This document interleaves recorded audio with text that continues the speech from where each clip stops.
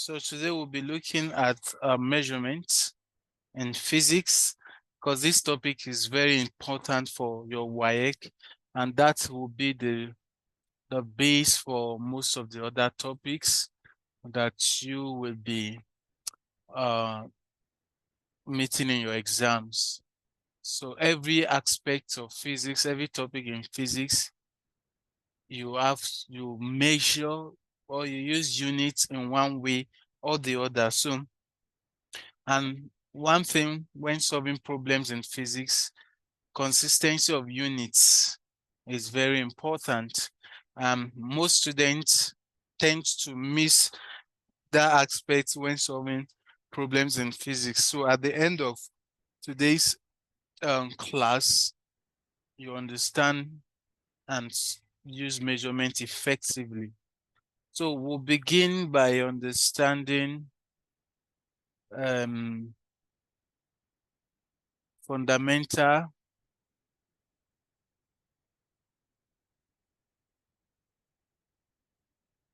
quantities and derived quantities.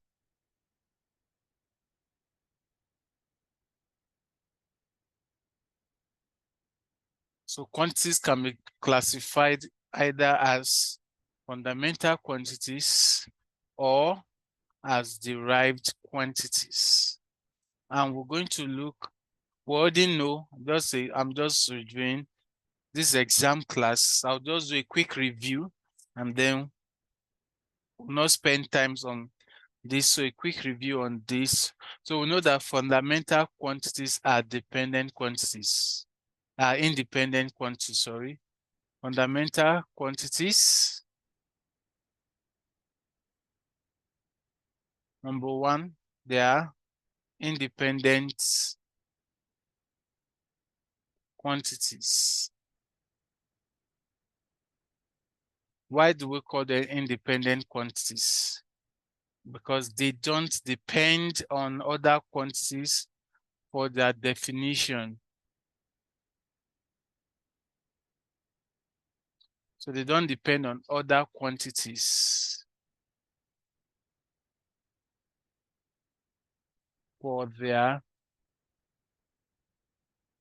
definition.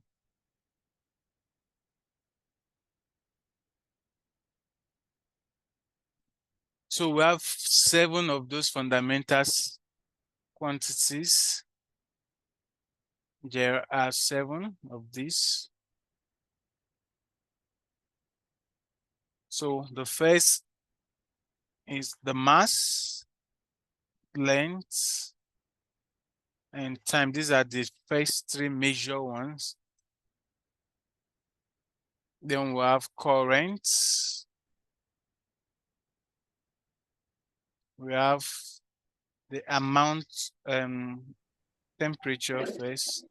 We have temperature. 6. We have amount of substance.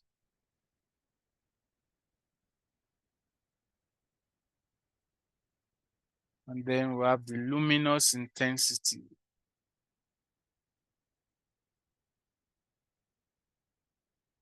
So these are the 7 fundamental quantities we have. And each of these quantities have their units. Each of these quantities have their units. Now let's see for mass. The SI unit will be using the SI unit. The SI unit for mass is the kilogram. I know we are all familiar with this, and its symbol is kg. Length. The SI unit of the length is the meter, symbol m. Time, the SI unit is the second, symbol S. The SI, the current as the SI unit of the ampere, having the symbol A.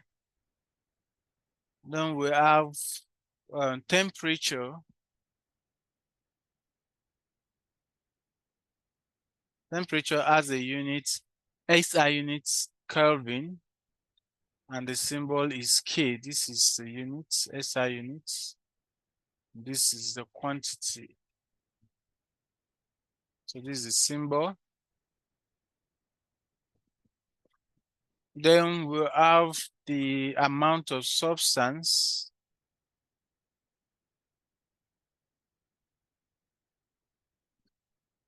which is the mole. And the symbol for the mole is MOL. Then luminous intensity,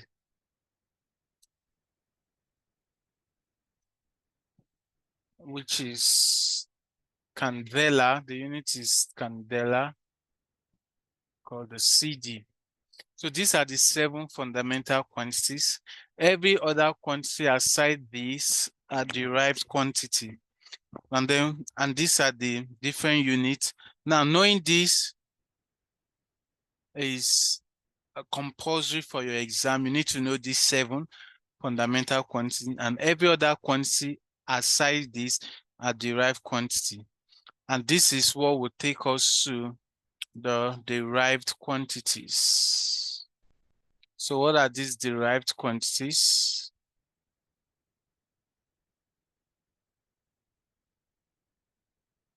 Now, the derived quantities, number 1, are dependent quantities. We'll call them dependent quantities. They're dependent quantities because they depend on the fundamental quantities. So they depend on the fundamental quantities for their definition.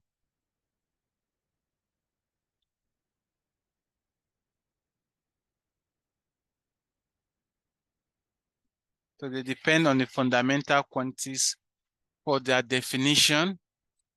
And we have many examples of them, many of them, but we're going to do the first few ones and get their units, their SI units.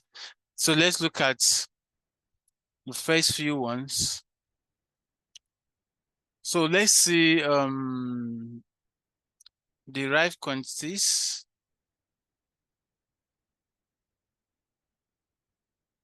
Let's see examples, their definition. What I mean by definition is the formula. So let's start with the first common fundamental and derived quantity is the area. Now, area is a product of 2 lengths, a product of 2 lengths. So it could be length times width. Width is a length, or length times breadth. Now let's see the unit. From this definition, we can get the unit of the area. Now, width is a length, and length is a fundamental quantity. So the unit for length, what's the unit for length?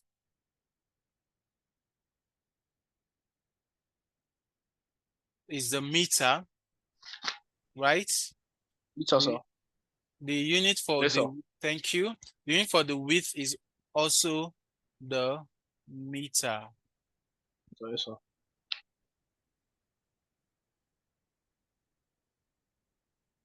A minute, please.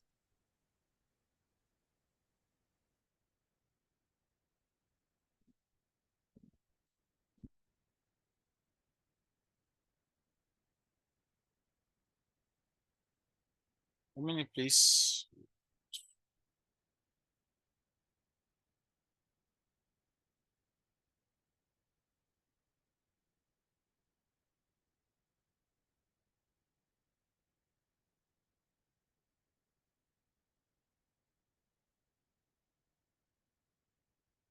I want to do some setting. Okay, great. So length is meter and the width is meter. So meter times meter gives what? the meter squared. So the unit for area, the SI unit for area is the meter squared. So this is the SI unit for area, the meter squared. The next fundamental derived quantity that we meet is the volume. Volume is the product of three lengths, length times width or breadth times height, length times width times height. So the unit for length is also meter, unit for width is meter, and unit for height is also meter. So I have meter cube. So and that's the SI unit for volume. So take note of this. Then number 3, the next one you all will meet is density. So density is mass over volume. So we can get the units of density from its formula. The unit for mass is a kilogram, and the unit for volume that we just did now is the meter cube. So the SI unit for density is kilogram per meter cube, or can be written as kilogram meter minus to the power of -3. Any question?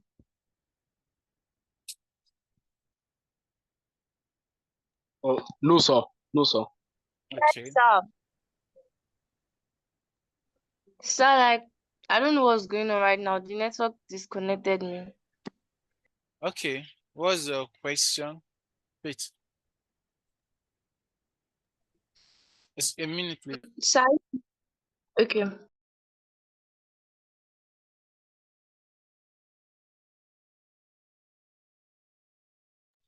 Okay, can I ask a question?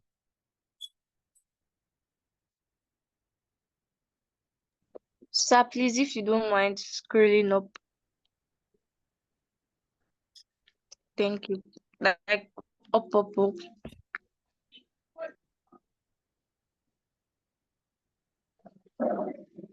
Thank you. Is it question you want to ask from there? Yeah, I want to copy, but then I don't know what you were doing. Like the last thing you did, I didn't understand what you were doing. So don't worry, I will explain that. So you don't need this. You find this all this in your textbook. So you just we'll note the 7 fundamental quantities at the mass, length, time, current, temperature, amount of substance, and the luminous intensity. Those are the 7. We have 7 of them, and these are the 7 you should know and remember for your exam. These 7, and then you should know their units. Mass is kilogram, length is meter, time is second, current is ampere, temperature is Kelvin, amount of substance is the mole, and then luminous intensity is the candela. So these are the... Obina?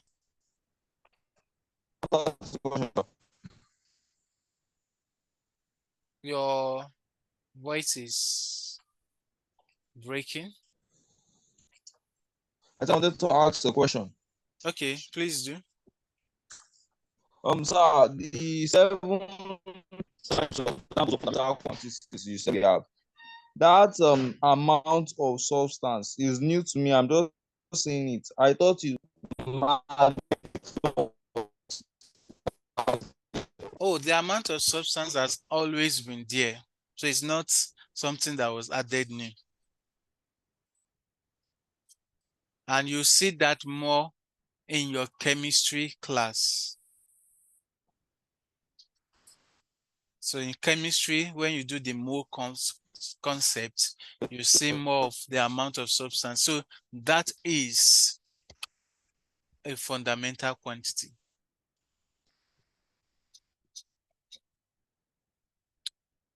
Is that settled?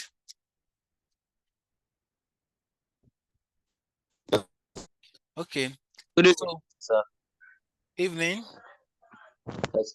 Sir, please, Yes, concerning what Tobin has said, that Weber as that magnetic flux. When my teacher taught me in MS1, he never added it, but it was in the textbook. What is really the difference between it and the amount of substance? Okay. Heat is quite different from amount of substance. And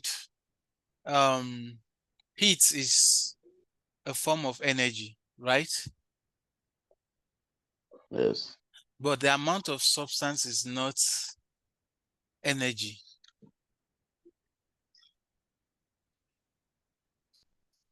From the word amount, if you remember So, your but chemistry. if we add, Let's ask a question. yes, Ask a question. if we add up everything, including the yes, if we add up that magnetic flux with the 7 you gave, that's me 8. No, magnetic So I field hope I don't is not really a get fundamental the quantity. they will say Magnetic okay, field is not a fundamental okay, quantity. okay. Not field, flux, flux. Yeah, magnetic flux is not a fundamental quantity. Okay, look. Okay, okay. Thank you. That's just what I was saying. Let me Okay. clarify on. Thank you. So it is not a fundamental quantity. So there's no place that you see it as a fundamental quantity. It actually depends. If you even look at the formula of magnetic flux, Yes, sir. magnetic flux is something like we have the magnetic Weber, flux, something like as this. Weber. This is the magnetic flux density, right? And we have something like this, which is BA. Now, if you look at this, it is Weber, Yes. and it's not a fundamental quantity at all. It's not a fundamental quantity. It is derived Okay. because you can see area. You can see area in Yes. that formula, and area is a derived quantity gotten from length. Now, we call them derived Okay. quantity because they are gotten from the fundamental quantity. Okay. Any question? Does that settle your Yes, sir. Thank question? you. Yes, sir. Thank you, sir. Okay. Any other question before we proceed?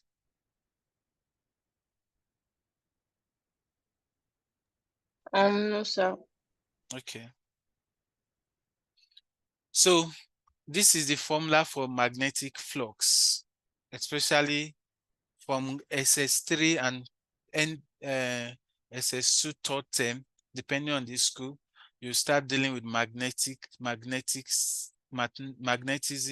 electromagnetic waves, and the rest. So you'll be introduced to the concept of magnetic flux, and this is the formula for magnetic flux. And this B here is the magnetic flux density. So you can see from the formula, you will know that it is not derived, it is not fundamental. But look at area here. Area is length. So it is gotten from length, derived from the fundamental quantity length. Okay, so let's get back to our derived quantity. So we say the derived quantity, they are gotten from the fundamental quantity. From the word derived, they are gotten from. So say area is derived because look at it. If you look at the formula for area, it is made of two lengths, product of two lengths, and lengths are fundamental quantities. So area is derived from length. Length is a fundamental quantity. Volume too, if you look at the formula for volume, the product of three lengths So volume is also derived from length. And length is a fundamental quantity. Look at this one, density. Density, if you look at the formula for density, is mass over volume. Mass is a fundamental quantity. Volume is a derived quantity that was gotten from length. You can see everything here. So that is why we call them derived quantity. The next one we will see is speed or velocity. The magnitude of speed or velocity. So speed or velocity, speed is distance over time, while velocity is displacement over time. Now, so we can see from the formula, distance is a length. Length is a derived a fundamental quantity. Time is also a fundamental quantity. So we can use it to get the unit. The unit for distance is meter. The unit for time is the second. So this is what we call, in physics or science, when you divide, normally we call that division in word per. So this is meter per second, or in short, meter per second, like this. The next one you commonly meet is the acceleration. So the acceleration is the change in velocity over time. That's acceleration, change in velocity over time. We already know that velocity is distance over time. Displacement over time, then we'll have this over time. Then we'll have time here.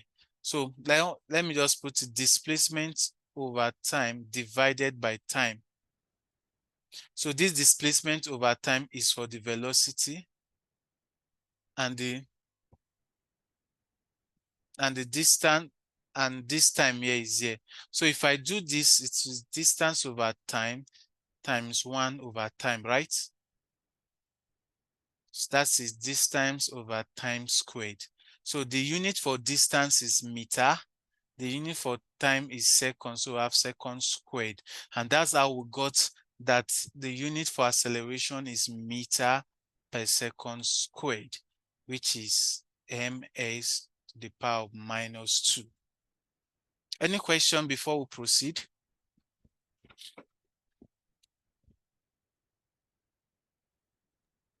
No, sir. No, sir.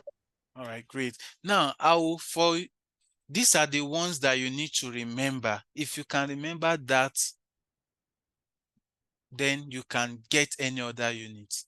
Remember the fundamental one, compulsory. Know the 7 fundamental quantities. And even among the 7, mass, length, and time are the most common one. So if you know the mass, length, and time, just know the 7 fundamental quantities, then know these ones, this area, volume, and speed and acceleration, then you are good to go. So these are the ones, know the 7, I'm writing them down. For your exam, for you to gain speed in your exam in questions involving this, know the 7 fundamental quantities and their units. 7 fundamental quantities and their unit. Then know 4 out of the 4 derived quantities. 4 derived quantities. No annotation, please.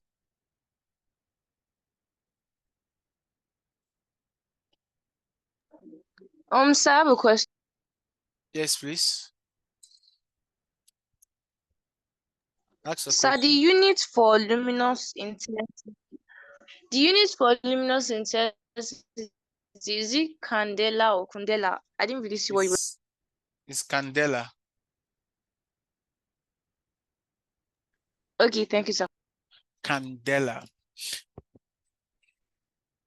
So these are the four derived quantities that you need to know. Area, know that area, the unit is meter squared. Volume, the unit is meter cube. We are talking about the SI unit. Speed or velocity, they have the same unit, meter per second. And then acceleration, meter per second square. You'll see shortly why I say these ones are enough for you to get other ones. So let's get other derived quantities. Number 6, let's move to force. What's the formula for force?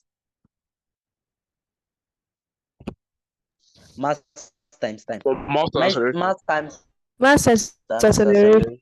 Good. Force is the product of mass and acceleration. We can see if you know. Now let's get the unit for force. For force, mass is kilogram. You can see among the fundamental quantities. Acceleration, the one I say you should learn, is just meter per second squared. So the unit for force, the SI unit for force is kilogram meter per second squared, or you can write it kilogram meter per second squared. That is the unit for force. And this 1 kilogram per second squared, 1 kilogram meter per second square is what we call the Newton. This is what we call the Newton. So some exam question will trick the question and ask you, what is the SI unit equivalent of Newton in kilogram, meter, and seconds?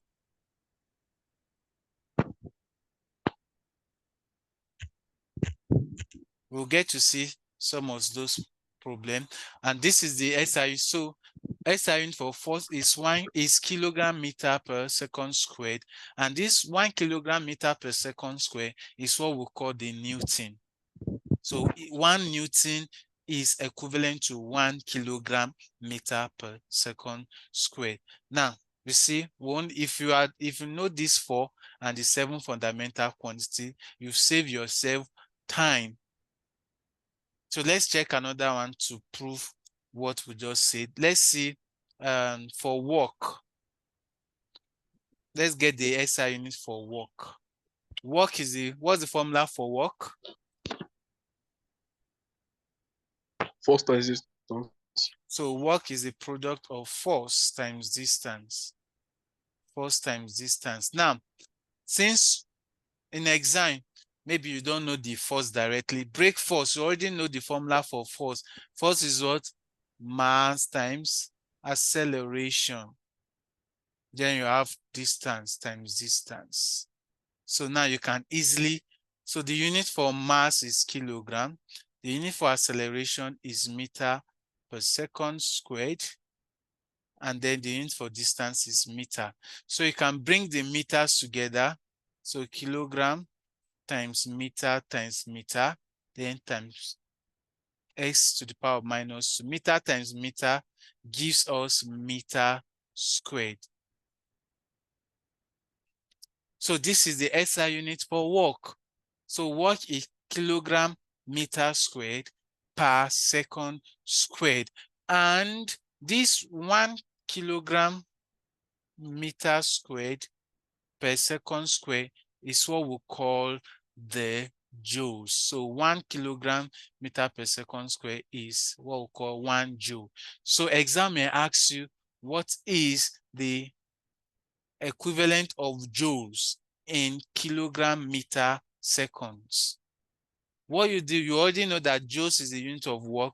You write the formula for work and change it to the S and the fundamental units.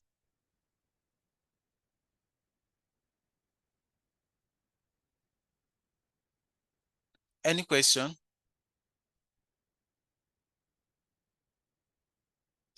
No, sir. So let's check another one. Pressure. Okay, let's do momentum. Let's try momentum.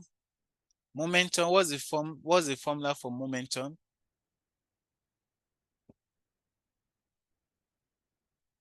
Or mass times velocity. Mass times velocities. That's the formula for momentum. So let's get the unit. Mass is kilogram. Velocity is meter per second. So the equivalent for this is kilogram meter per second. So the SI unit for the momentum is kilogram meter per second. So, and let's say another one, impulse. What's the formula for impulse? Impulse. Force times time. Time. So impulse is a product of force and time. So our force times time. That's the impulse. So let's assume we don't know for force. Force is mass times acceleration. Then times time. So mass is kilogram. This is among the one I asked you to know. So meter per second squared, and time is seconds. So I'll bring the seconds together. Now this seconds is carrying the power of 1. Remember the indices we did in mass. So we are going to add the power for the second. So I have kilogram times meter times s minus 2 plus 1. Right? So I have kilogram meter x minus 2 plus 1 is minus 1.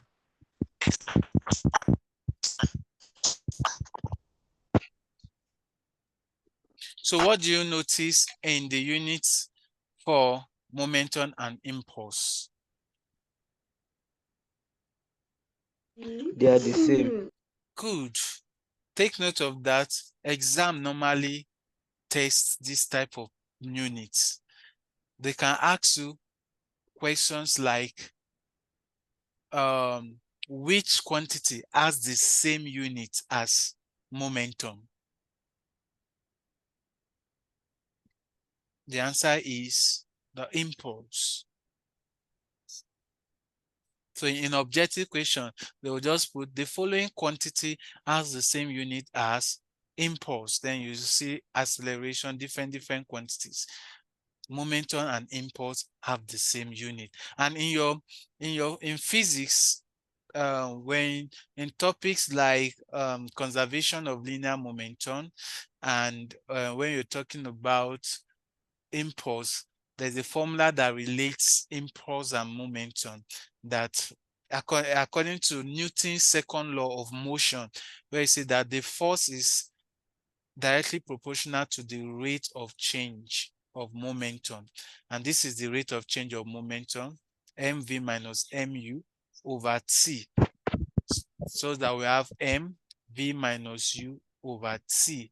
And that's how it was proven. So if we cross multiply, ft equals to mv minus u, you can see that this ft is the impulse. The impulse is equals to the momentum, the rate at which the momentum is changing, as we can see from the formula. Another unit for impulse directly, so we already know that force is carrying the unit of Newton. So time is second. So I have Newton times second. So another unit for impulse is Newton seconds. Newton seconds. That's another unit for the impulse. They are equivalent. Newton seconds. Any question?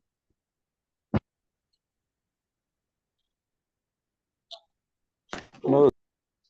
Now, let's say another one. Let's say pressure. Let's get the unit for pressure. Pressure is force divided by area, right? But let's assume we don't know force. We know that force is mass times acceleration. Then we have over area. The unit for mass is the kilogram. Acceleration is meter per second square. And the area is meter squared. So we can simplify that, bring the areas together and the meters together and keep the other one. So we can see this is division. The power of m here is 1. So we can subtract according to the law of indices. That's m1 minus 2. So we have kilogram, meter minus 1, and second minus 2. So this is the SI unit for pressure. So, and this 1 kilogram per meter per second squared is what we call the Pascal. That's what we call 1 Pascal.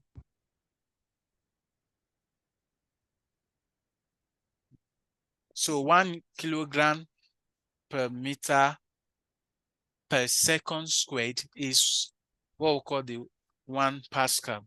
Now, if another unit for pressure, go directly using Newton. If you go from here, force is Newton, area is meter squared. So another unit for pressure is Newton per meter squared. Now, this is how exam may test your knowledge of pressure. They say, which of the following is not a unit for pressure? Which of the following is not a unit for pressure? You see this kilogram meter per second square. You see something like the Pascal. You see something like Newton per meter squared. You see something, another one, kilogram meter minus 2, s minus 2. So most people are familiar with this B. And then you now ask yourself, which other unit again? Why will JAMB want to make someone fail? You now think that the question is wrong. So this is correct. So use, if you see anything kg, m, and s, meaning you have to do them in. So the one that may confuse students, and other students may know that these two are the unit for pressure. So they are now confused between A and D. And that is where your skill in what we just did is very, very important in choosing the right answer. Any question before we proceed? No, sir. Wait, sir. Do you mind scrolling? I just want to screenshot. Okay. Okay, thank you, sir. I've done that.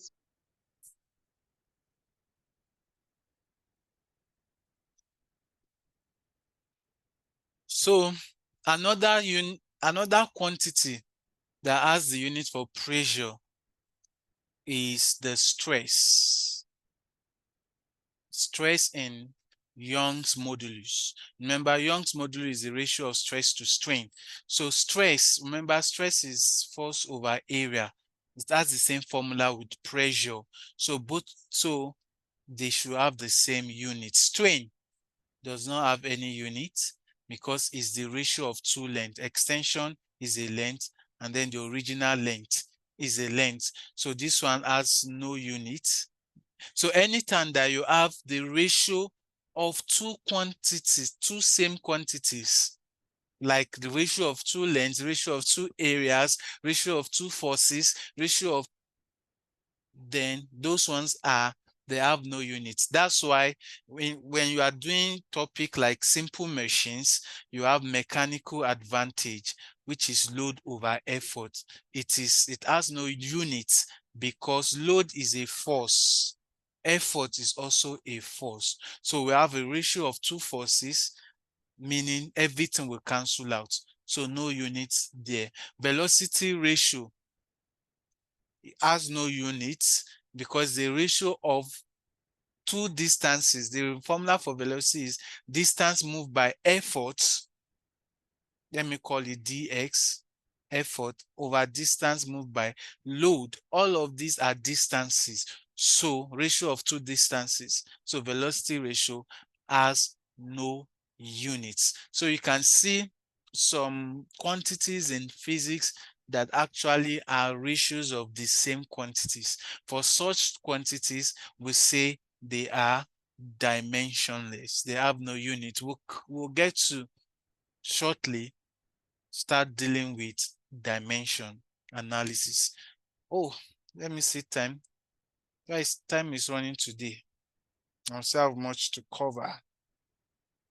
Now, if you get this measurement well, understand it, it will save you in physics calculation.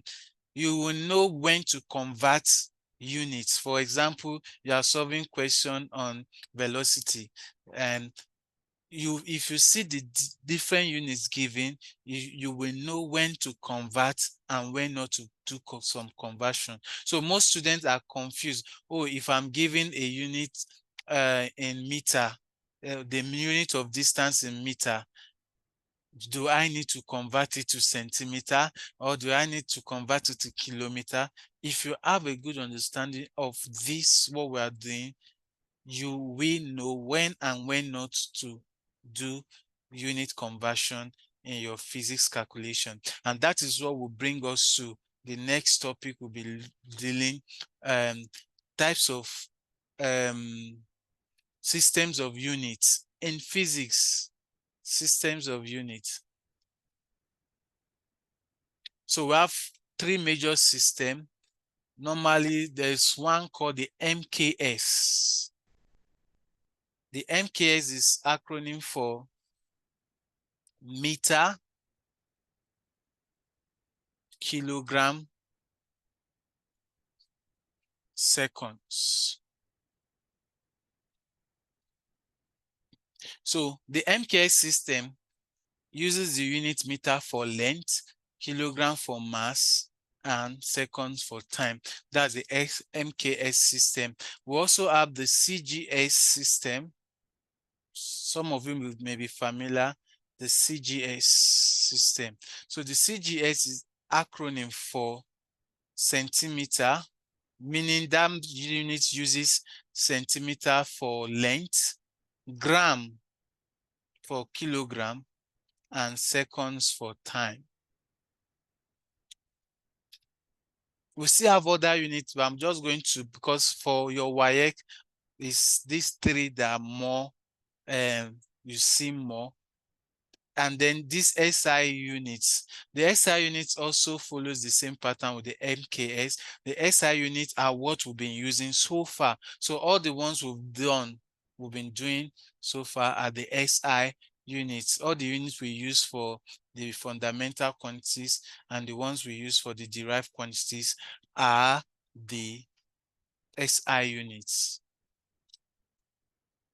So the SI unit also uses meter for length, kilogram for mass, and seconds for time. Any question before we proceed?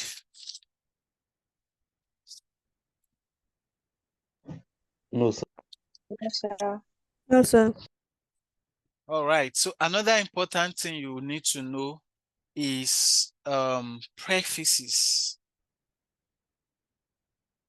Prefixes. In prefixes, very important, very important. Because I see some students struggle to, oh, when a question says 20 micrometer or 20 megahertz or 20 gigahertz, what do I do in such cases? The knowledge of prefixes will help you in that. Now, we use prefixes to show large and small, very large and very small numbers. Now, for example, anytime you hear the word, let me start from the smaller, the negative prefix, negative ones, the one that negative power prefix. So negative, these ones are the negative power prefix, like 10 to the power of minus 12, 10 to the power of minus 9, 10 to the power of minus 6, 10 to the power of minus 3, 10 to the power of minus 2, 10 to the power of 1, and 10 to the power of 0. Now, these are, now let's 10 to the power of minus 12. What do we call it? What do we call 10 to the power of minus 12? What do we call 10 to the power of minus 9? Now, so 10 to the power of minus 12 is what we call the pico. What do I say it's called? Is it called? We'll call it the pico. Pico. Yeah.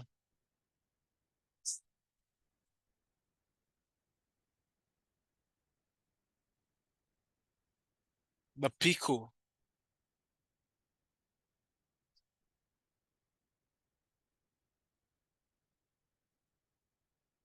P-I-C-K.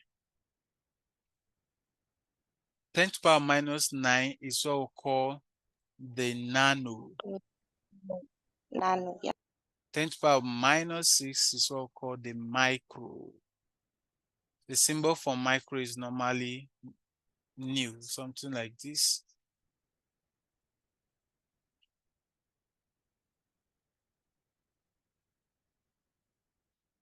Then 10 to the power minus 3 is what we call milli.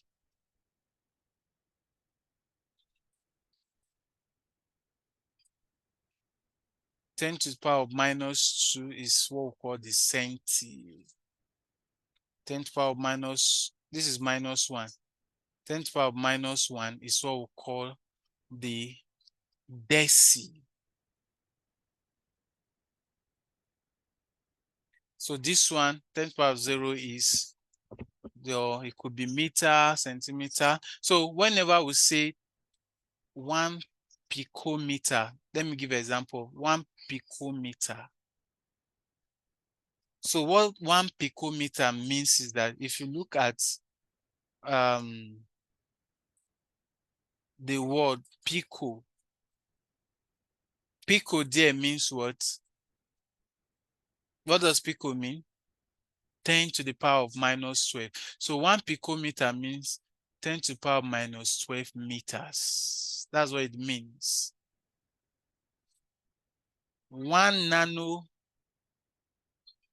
nanogram, let me use gram. 1 nanogram means 10 to the power of minus 9 grams.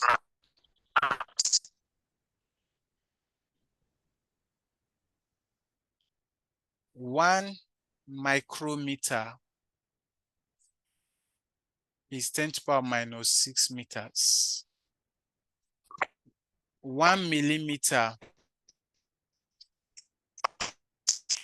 milli is 10 to the power minus 3, 10 to the power minus 3 meters.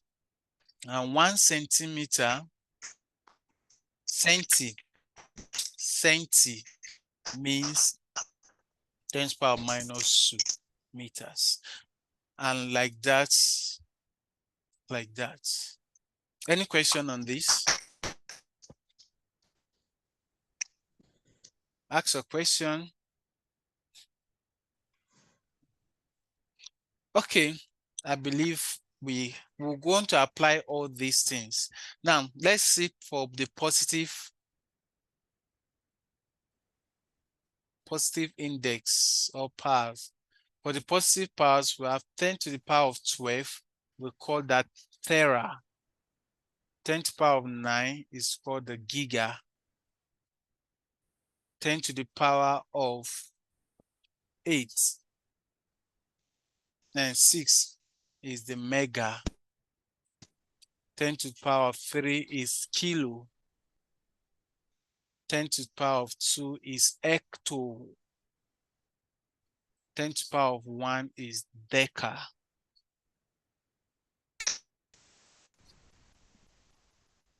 Are we in phase? Any question? No, sir. And that's where we have kilometer. 1 kilometer. Since this kilo means 10 to the power of 3, it means 10 to the power of 3 meters. That is 1,000 meters. So that's why I would say 1 kg is 1,000 meters.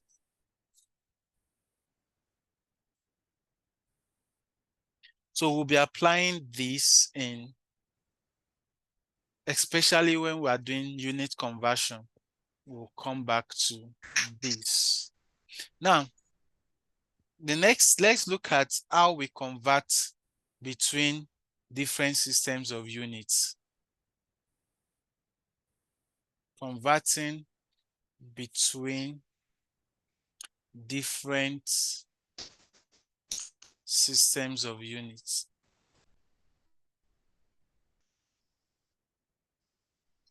Remember, I gave the 3 different systems of units, the M. So now, let's say we have, how do I convert from kilogram, meter,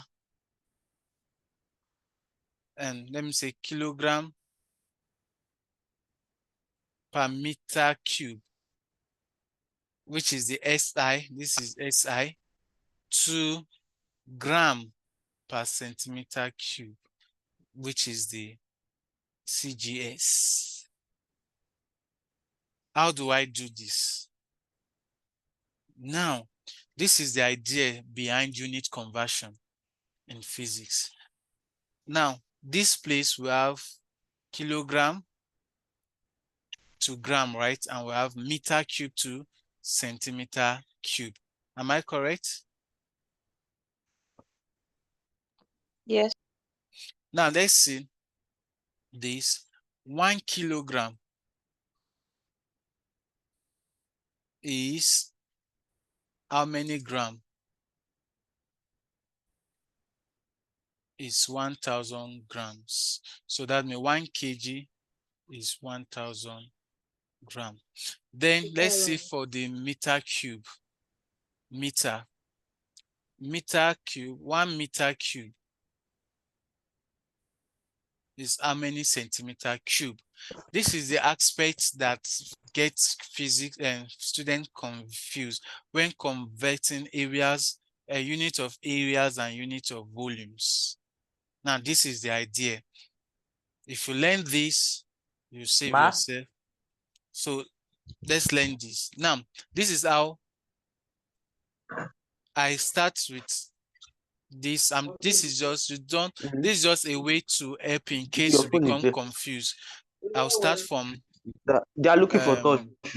the negative power, 10 to the power minus 6, 10 to the power minus 5, 10 to the power minus 4, 10 to the power minus 3, 10 to the power minus 2, 10 to the power of minus 1, 10 to the power of 0, then 10 to the power of 1, 10 to the power of 2, 10 to the power of 3, 10 to the power of 4, 10 to the power of 5. I'm just stopping.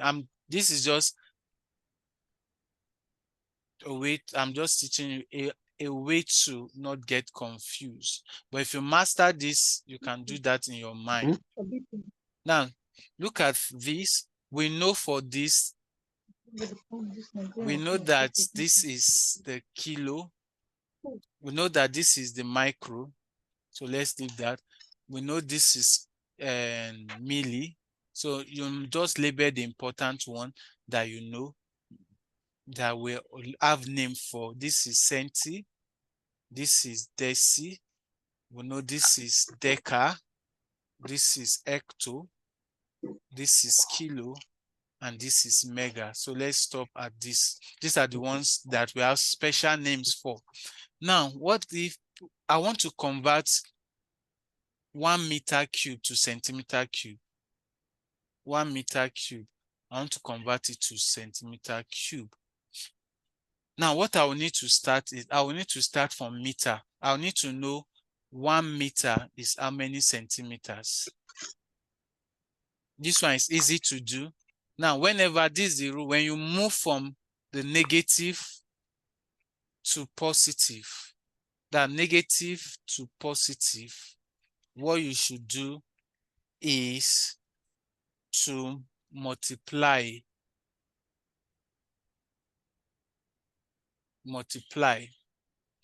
And when you move from the positive side, so this from we are moving like this is what I mean. That's from left to right.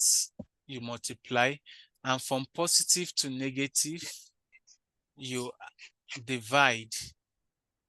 That's from right to left. Now, this is where your meter is. Meter without any prefix is at the 0 point. This is where you see meter and gram. This is where you see meter, gram. Those one without any prefix, they are at the 0 mark. So 1 meter, that's from 0 to centimeter. I move like this, right? How many times did I move it?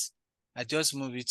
Oh, sorry, this should be division and this should be multiplication. Yeah. So I move it from my right to the left. The ones at the right are large, and this one to the left are smaller. So they are small units. So if I'm moving from large to small, I should multiply. As I'm moving from larger unit to a smaller unit, I should multiply. Divide. Hello?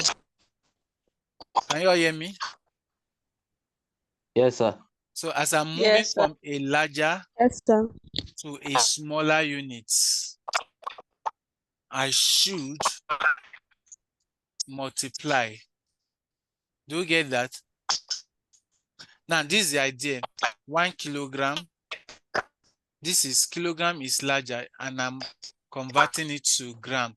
I should multiply by 1,000.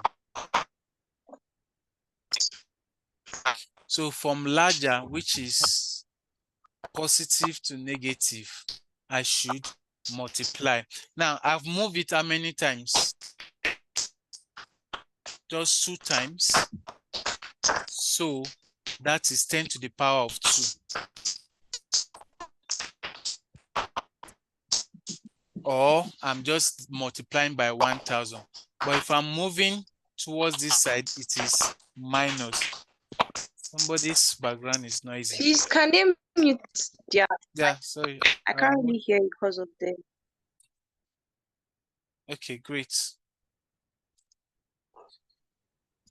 Now, let me repeat this so that you don't get confused. The idea is, in case you don't, you are not able to remember that 1 centimeter makes this, so you can use your knowledge of prefix to do that.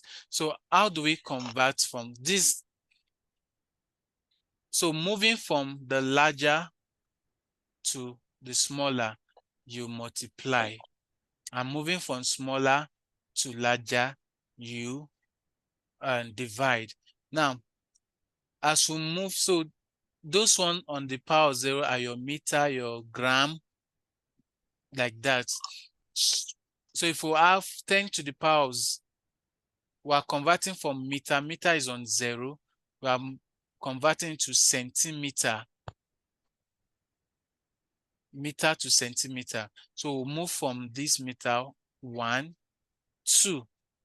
So we'll move it 2 times. But since we are moving from larger to smaller, it will be 1 times. The movement was done twice. That's 100, because that's the one that have 2 zeros.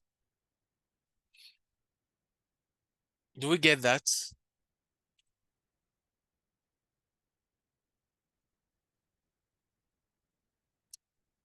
ask your question in case you are confused. 1 meter is 100 centimeter, which everybody know at this stage. So when we are converting to meter cube, now this is 1 meter cube. So we are going to cube everything here. So we have 1 meter cube is equals to, that's 100 cube will be what? 1 million, right? 1 million centimeter cube.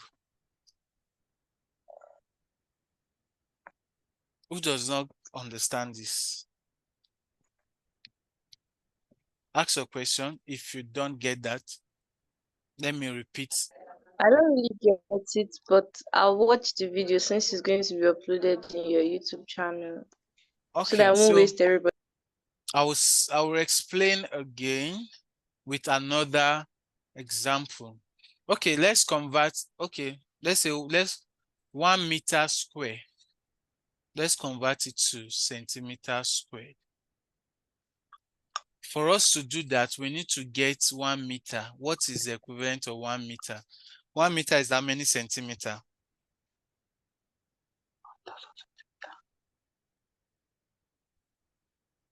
And that is why, now, most times you will not be sure. And that is why I had to bring this table. So this is where meter is. You move it to centimeter. How many times? 2 times, right? One check. This is 1 and this is 2, right? We've moved it Yes. 2 times. And since we move to the left, that means we're moving towards the smaller side, where we will need to multiply. So the number of times where we multiply will tell us the number of times we move, tell us the number of 0. So we have 2 zeros there because we moved 2 times. So that means 1 meter is equal to 100 centimeters.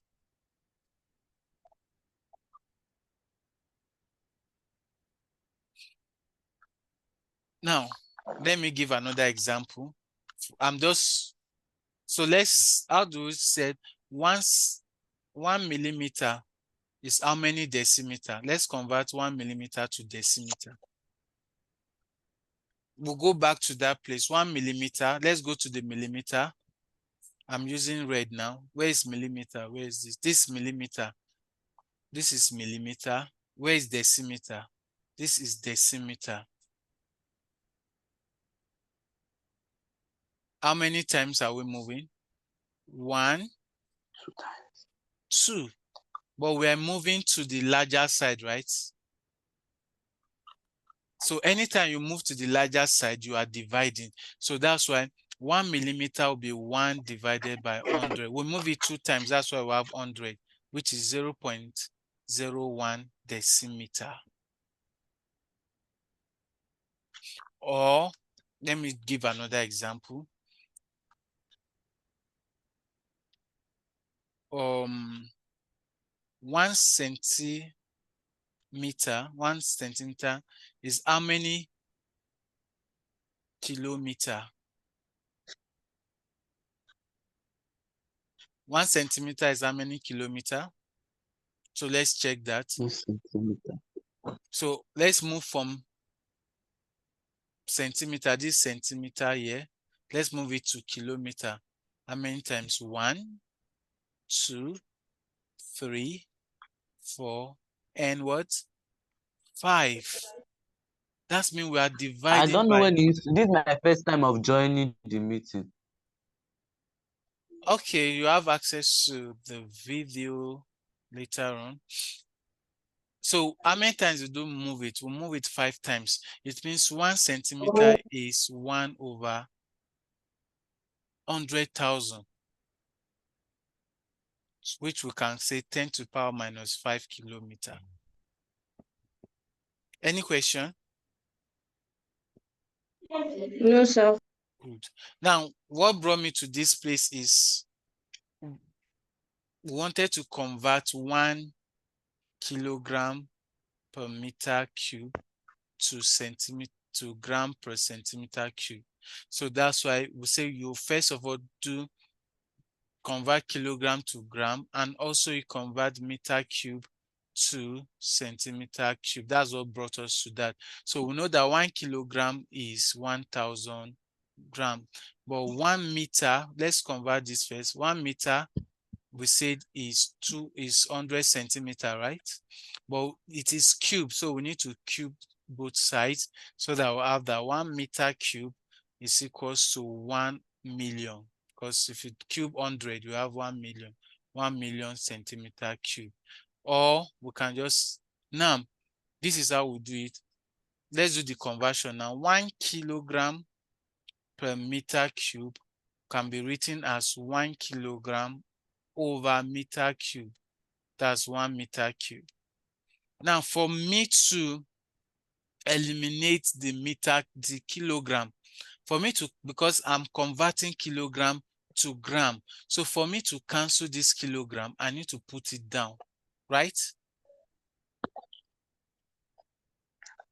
For me to cancel this kilogram, I need to put it as a denominator here so that I can cancel it. But 1 kilogram from this is the conversion factor we're going to use.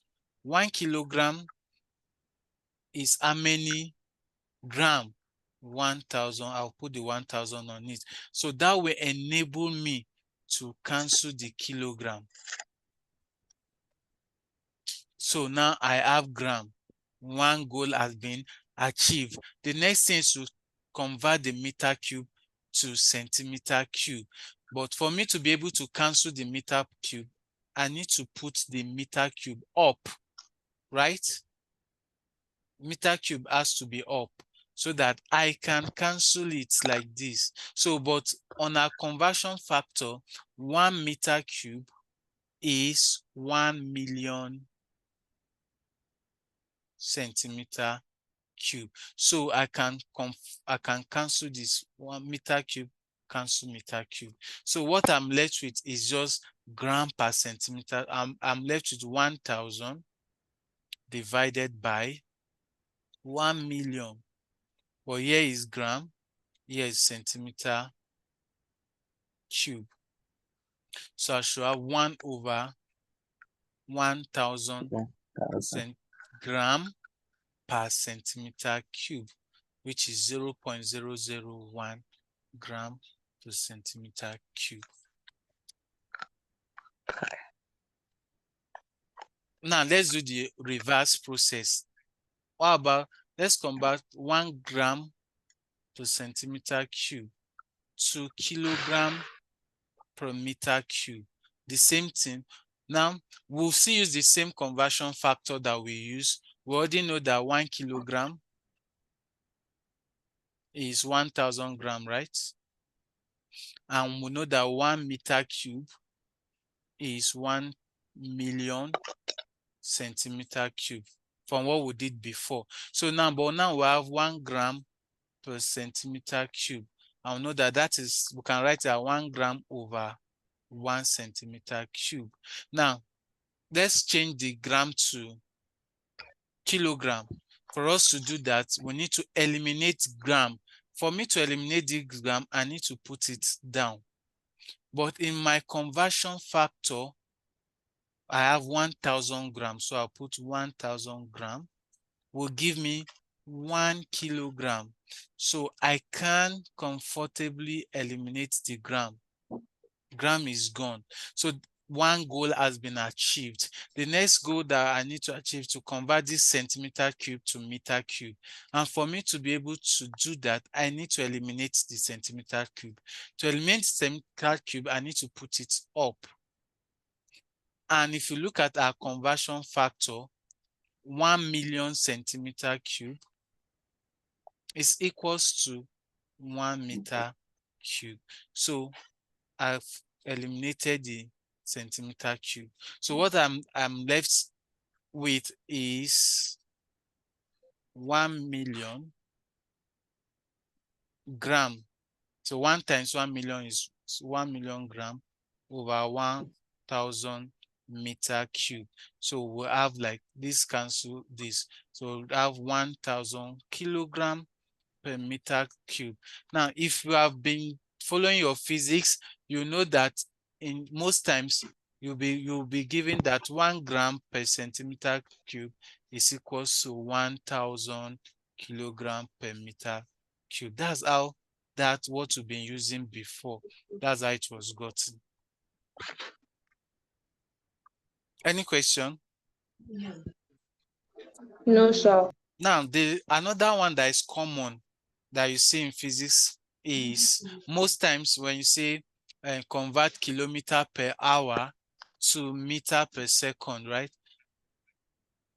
Most times what you do is you multiply by 1,000 and divide by 3,600. Who has done that before? So you know Martin in physics. But how did they get this? Have you asked yourself before? No, sir. But you accepted it that is correct. It is from the knowledge of what we just did. Now, let's prove that. For this one, we are converting kilometer. Let me just put that we don't know. Let's say it's X kilometer per hour. Want to convert to meter per. So X kilometer per hour can be written as X kilometer over 1 hour. Now, let's look at conversion factors. We are converting kilometer to meter. So 1 kilometer is how many meters? It's 1,000 meters, right? Then we are converting hour to second. 1 hour is how many seconds? 1 hour is 60 minutes. And 60 minutes is 60 seconds, making it 3,600 seconds. So now, let's eliminate, since we want to convert kilometer to meter, we need to eliminate the kilometer. And the way we can eliminate the kilometer is to put it at the denominator so that we can cancel it. So we know that 1 kilometer here is equals to 1,000 meters, right? Good. We've successfully eliminated our kilometer. The next thing is to eliminate the hour. For us to eliminate the hour is at the denominator here. So we need to put it at the numerator, R, for us to be able to eliminate it. But if you look at our conversion factor, 1 hour is equals to 3,600 seconds. You can see the hour we cancel out. So we're just left with X. Just left with X times 1,000 divided by 3,600. We have meter up, we have seconds down. So that's me X times 1,000 divided by 3,600 meter per second, which has proven what we have here.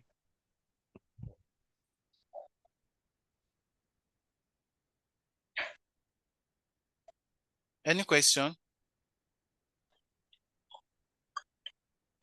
No, sir. So this is very, very, very important.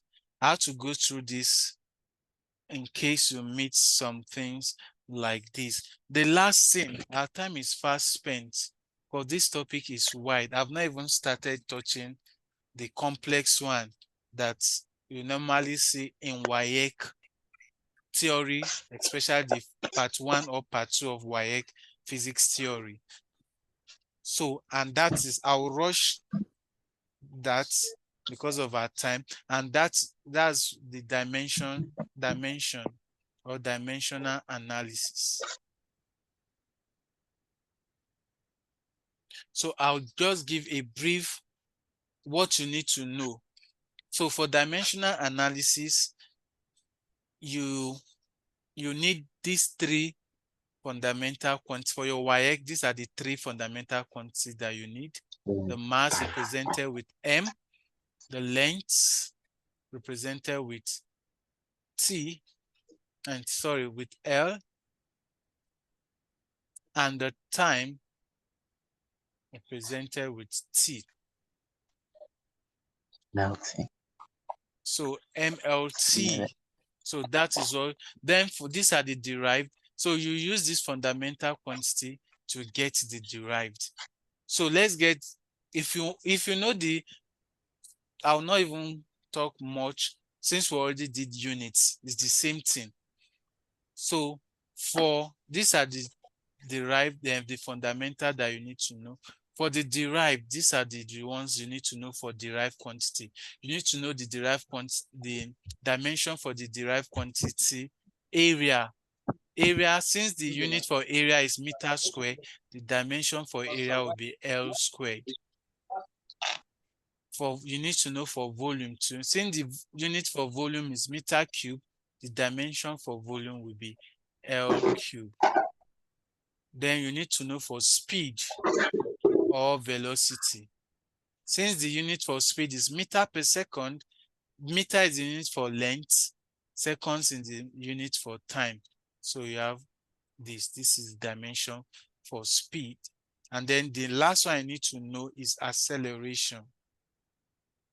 Acceleration is meter per second squared. That is length times time.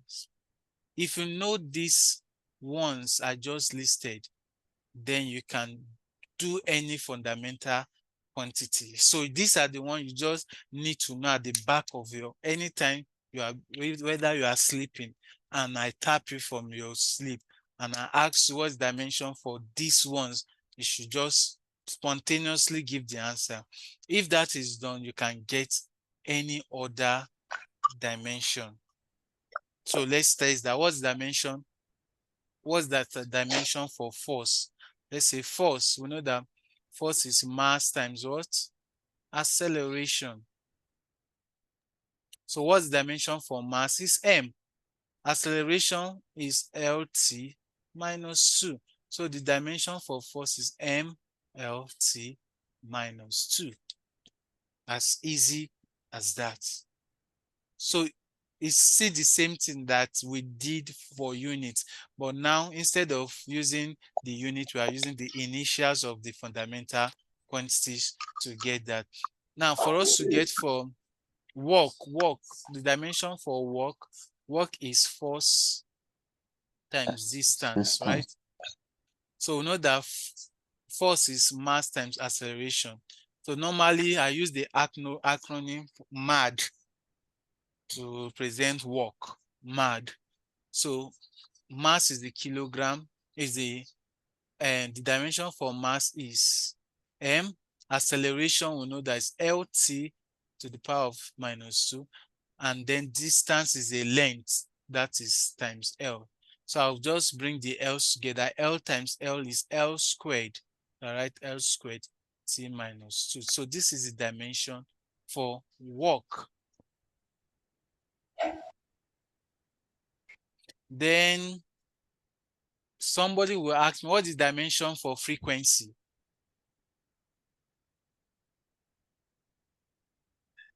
What's the dimension for frequency? This should be very easy. What's the dimension for frequency?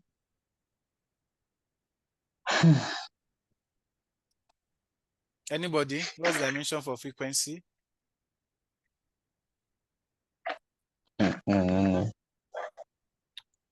For you to get dimension of any physical quantity, you need to know the formula. So what's the formula for frequency? The formula, Frequency formula. the formula for frequency is 1 over time. 1 over period, not time. Though, Okay. though a period is time, but this time is the time for one complete oscillation. That's the period. So period has the same unit as time. So that means the dimension is, this one is to the power of 1. So you bring it, according to the law of indices, you bring it up. This is just the dimension for period, for frequency. Sometimes they may just put it M0 since there's no mass, there's no length. So sometimes you may see it like this. We'll put 0 on the other one because they are not there. Even for force, sometimes, okay, force you have all of them there. But the ones that like for acceleration, since there's no mass there, it can be M to the power of 0, then L, like that, and like that. Any question? No, sir. These are just the fundamentals. So let's have an idea of a complex problem that by combining all of these things that we've learned. I'll write the problem. Now, here it says, what are the SI units of K so that the equation velocity is equals to K times density is dimensionally correct.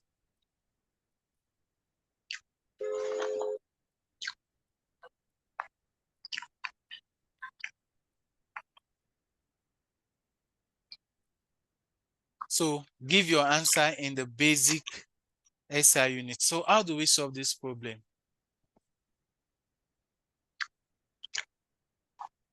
How do we solve this problem? We've been given an equation that velocity, take note of the equation, velocity is what?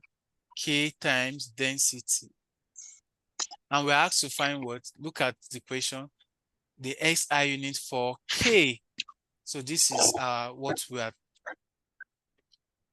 to get. So what you need to do is make K the subject formula. If we make K the subject formula, K becomes velocity over density. Can do it that way. But if you don't want to do it, you can just make, I don't want to make things complex. So you can just you can just follow the equation like that. So now we need to get the SI unit of velocity. What's the SI unit of velocity? Meter per second, right? We are looking for K. Yeah. Then what's the SI unit for density? Since you may know the formula for density, so write the density is mass over volume first. Or somewhere, let me just do it somewhere before that, you may just write that density is mass. Density equals to mass. Wait, what is collecting what I'm writing? What did I pick? Okay. Density. We know that density is mass over volume. So the unit of density will be kilogram over meter cube, right? That's kilogram per meter cube. So here you write kilogram per meter cube. So here you can do K will be, for us to get K now, we'll divide both sides by kilogram per meter cube, right? Divide both sides by kilogram per meter cube. That's our K. So we bring all the M's together. We'll have M up and M down. So I can say kilogram times M that is up over M that is down. Then times S. So I have kilogram. The power of M here is 1. Now division is minus. Take note. But there's another minus. So this should not, be careful when you miss things like that. So that we have minus is what? plus, so 1 plus 3 is 4. So this is our answer. The unit for K is this. DG.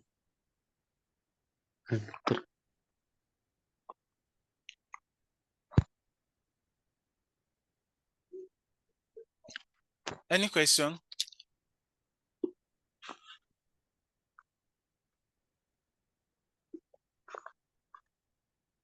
Now, questions, another way question may come is that the question may come as this: at what, I'm being fast because of our time, at what respective values of X, Y, Z would the unit of force, now let me say the unit of G, gravitational constant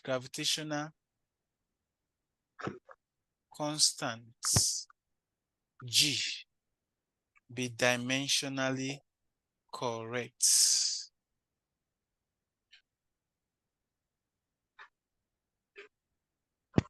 Oh my God. How many percent? Sure.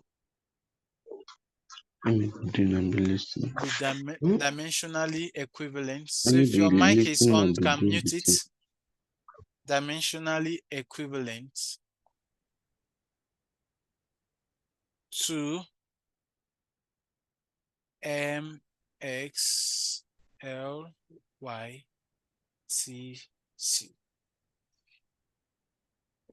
How do we solve this type of problem? It says, at what respective values of x, y, and z would the unit of gravitational constant G be dimensionally equivalent to m to the power of x, l to the power of y, and t to the power of z? Now, the first thing you need to know the formula. Now, this form for gravitational constant is gotten from the Newton's law of universal gravitation that says that the force of attraction between two bodies, two masses, is directly proportional to the product of the masses and inversely proportional to the distance between them. So this is what you need to get that. So this force is in Newton, and G is what we are to get. Now, for you to get the dimension for G, you need to make G the subject formula. So let's cross multiply. G m1 m2 be equals to FR squared, right? So that we have that G equals to FR squared over m1 m2. Remember, m1 and m1 m2 are masses, so they carry the dimension for mass. F is the force, and R is the distance between the masses. So if we have something like this, so let's get the dimension for force. What's the dimension for force? So let me put it in bracket. Dimension for force would be, force is mass times acceleration. So mass times acceleration. This is dimension for force. So let's fix it here. ml t minus 2. Distance, and the r is distance, and any distance has the dimension for length. So we have L squared. M1 and M2 are masses, so they have dimension for mass. That's M times M. So what we have now, we have M, L. Now, this is to the power of 1 here. So 1 plus, this is another L. So we have 1 plus 2 is 3, ml cubed t minus 2. Then we have this m can cancel this m if you want. So we'll be left with, or you can just write m squared, and in the next line you subtract the power of 1 minus 2 L cubed T minus 2. Yeah. So anyone. So I prefer the second one. So that means we have M. 1 minus 2 is minus 1. L cubed and T minus 2. This is the dimension for G. The dimension for G is what we just got.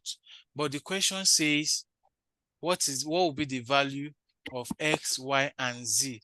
That it will be dimensional equivalent to M to the power X.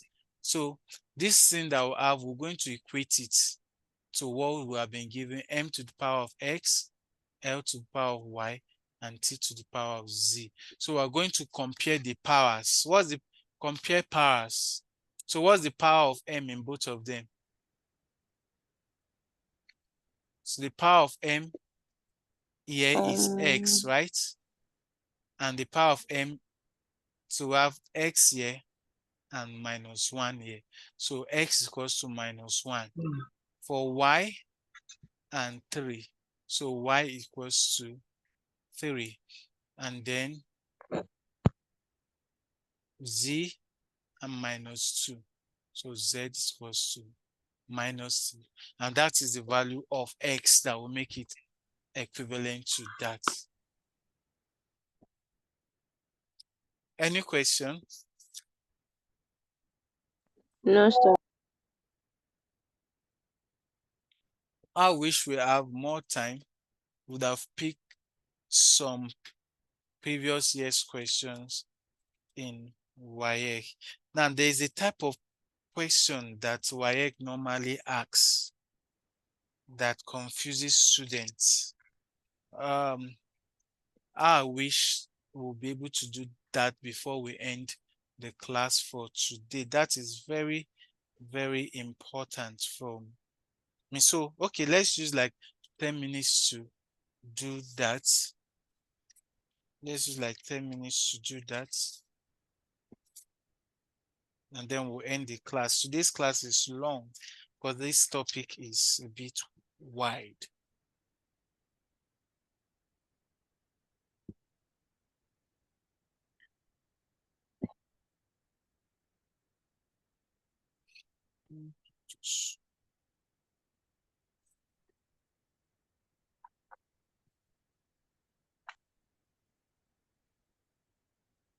Where's my...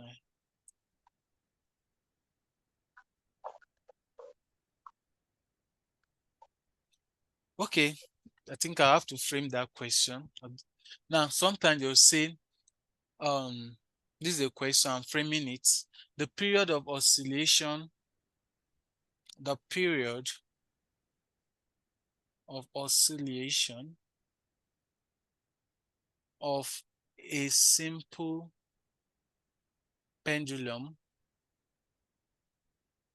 depends on the length of the thread L, gravitational acceleration,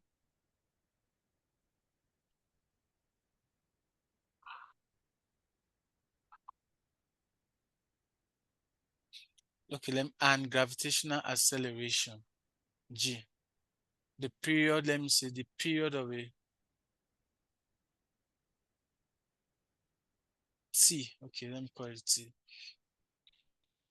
depends on the length of the thread L and gravitational acceleration, D. Derive the formula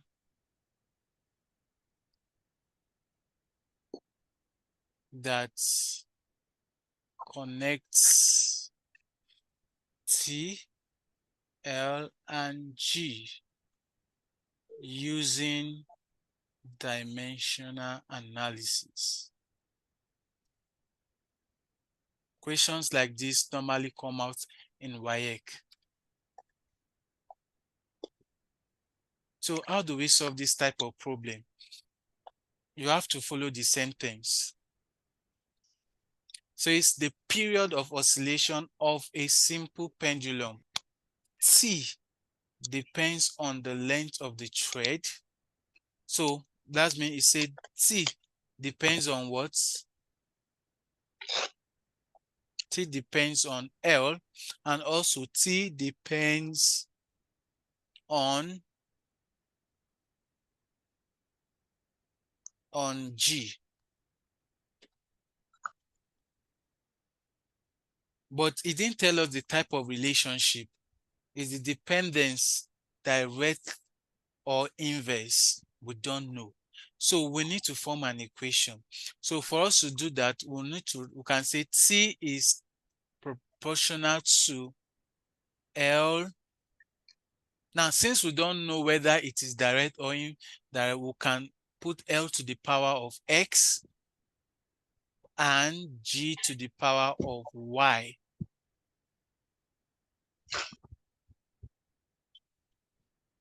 Any idea why we have to do this? Why did we have to do this? Yes, I don't know. Yeah, me too. Because we don't know if T is directly proportional to L or T is inversely proportional to L. So the power is to help us determine the type of proportionality. For example, if we say T is directly proportional to L, and we don't know to the power, is still directly proportional to the square of L? Is still inversely proportional to the square of L? We don't know. It just says directly proportional to L. So the power that we're introducing is to help us know whether T is just directly proportional to L or inversely proportional to L, or T is directly proportional to the square of L or inversely proportional to the square of L. So the X will help us know that. Since we are not sure of the type of relationship, we need to introduce those letters. Is that gotten? Yes, sir. Yes, sir. So for this type of problem, so those ones that the question say a variable depends on, raise those variables to any letter of your choice. Those are the letters that we will find in our calculation. So now we can introduce our sign of proportionality, K. We are introducing K normally so the K is the sign of proportionality. Now let's use dimension. We say P is the period of the oscillation. So what's the dimension for period? Period is a time, right? Yes, sir. So the dimension should Yes, sir. still be the dimension for time, T. Now, the dimension for L is a length. Is CL, capital L. Dimension for G. G is acceleration. So it is LT to the power of -2, right? So these are Yes, sir. all so we are going to substitute it into this equation. So T remains T. Then we have K. L becomes capital letter L. Then we have times G. Now G is LT to the power of -2, but there is Y there. So let's expand that. We have K L to the power of X. So this Y, according to our law of indices, distributes itself with L to the power of Y, T to the power of -2Y, right? That's what we did in the laws of indices. So we can bring the powers of X. So this is L, this is L. Let's do them. So we are going to add their powers. That's X plus Y. Then we have T -2Y. So what can we do next? We are going to compare powers. Compare the powers on both sides. Now, if you look at the left-hand side, what's the power of T?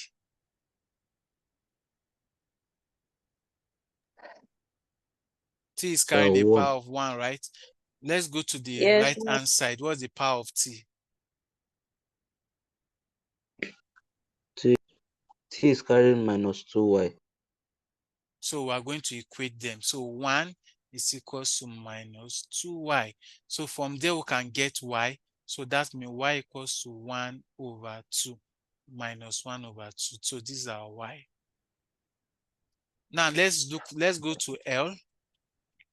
What's the power of L? Does L has any power here in your left hand side? No. That means the power is 0 since it's not shown there. So write 0. What of the right hand side? L is what? X plus y.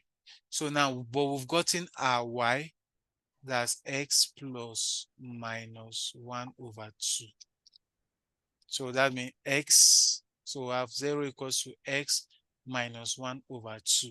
So if we take it to that side, we have that x will be equals to 1 over 2, right? Yes, sir. So we've gotten that x and y. So we'll come back to this original equation that we have. T equals to k x gy. You will see what you will remember. This formula will get t equals to this is what we have k l x and gy, right? So now we're going to bring back the value of t of l x. What do we get as x? Minus 1 over 2, right? And Oh, 1 over 2. no, sorry, 1 over 2. We got x as 1 over 2, y as minus 1 over 2. That's what we got here. Y is minus 1 over 2. So now this, since we have negative power for g, remember in our laws of indices, we can make it positive by inversing it. So it becomes a denominator. Then the minus disappear, right? Yes. So now since they have the same power, we can just factorize that out and say this is 1 over 2, right? Yes. So what does 1 over 2 means? It means square root, right? Yes, sir. Yeah. Who remember this formula in physics? I don't remember. Oh. Who remember this? It's just something that is missing. This k. This k cannot be gotten by dimension. It can only be gotten experimentally. So that k is the 2 pi. And if you've done experiment on simple harmonic motion, you would have seen this formula for calculating the period. 2 pi the square root of L over G.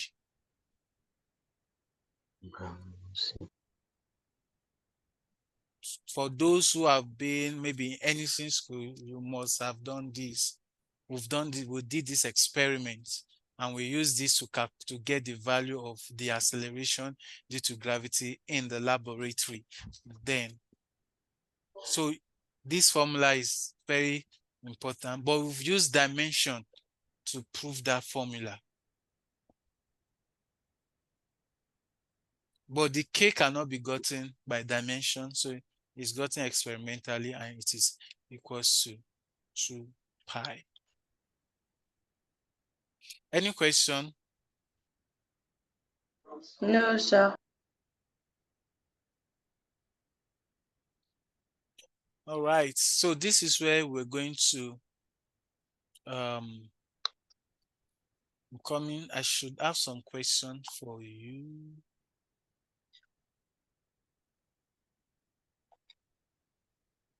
Ask a question, ask a question. This is question time now. I don't really have any questions, but I'll rewatch the videos again. Okay. So let me put some work that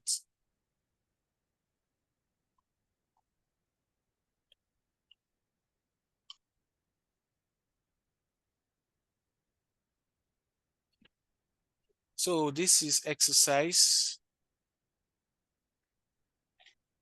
I didn't know that this class would take a long time.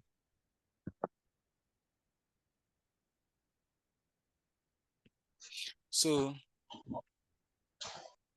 okay, let's say the velocity, this is the question. The velocity V of a fluid flowing out of a hole in a tank depends on the height.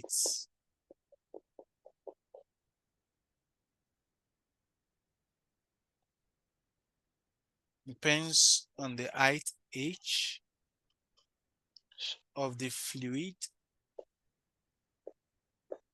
and of the fluid above, the hole. Also, it depends on the density rho of the fluid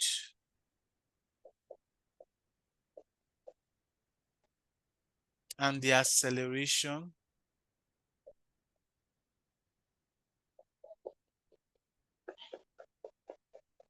due to gravity, G. So use dimensional analysis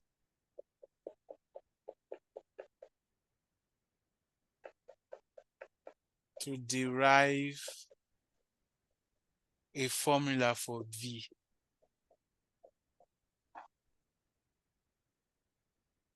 For V. That's question 1. Yep. If you follow what we did, it will be very, very easy. And these are the type of problems you meet in WAEC. So given that the pressure P in a fluid is related to density, that's rho, acceleration due to gravity, G, and height, H, by the equation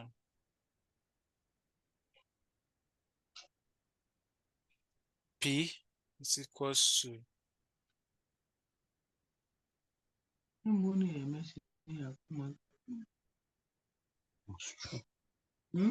Almost true. K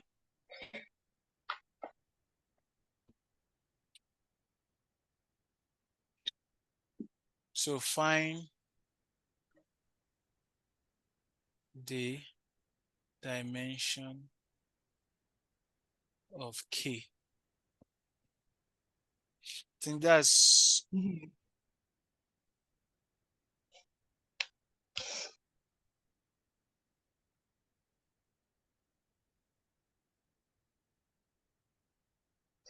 So will you still okay. send it? Will you still send the questions on WhatsApp? Yes, I'll just take a screenshot and send it.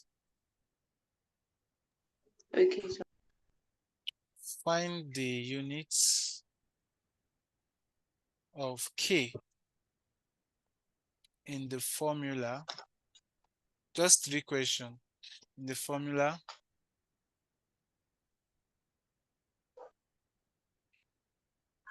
F equals to kV to the power of n, where F is equals to force acting on a particle. V equals to velocity of the particle.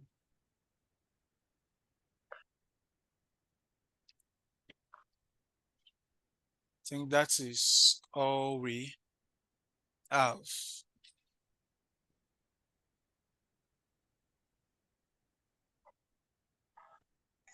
Okay.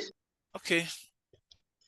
So this is where we'll end the class for today. So if you see similar questions while going through your past question or your past question, just drop it on the WhatsApp group so that others can have access to practicing themselves. And so discuss problems on the chat while you are solving it.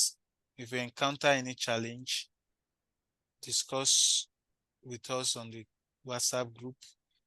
So we'll attend to your questions. So this is where we end the class for today. Thank you everyone for joining the class. For the video, it will be long, 2 hours. So I'm going to cut it into 2 parts, 1 hour, 1 hour, so that it will not be too long. Okay.